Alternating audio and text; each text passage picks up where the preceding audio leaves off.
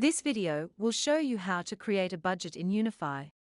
Start by going to the Costs or Revenue module, depending on if you want to create a cost or revenue budget. Then select your project and go to the Budget sub-nav. Start entering the values against the appropriate codes.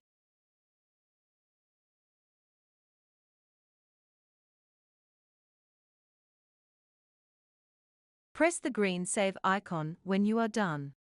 To mark the budget as the original or approved budget, create a snapshot.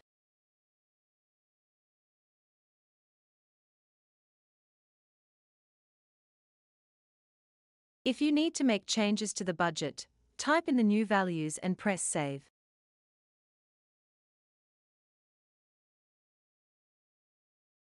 Then create a new snapshot. Creating snapshots allows you to track changes that are made to the budget over time. Now you will see your budget in the dashboard.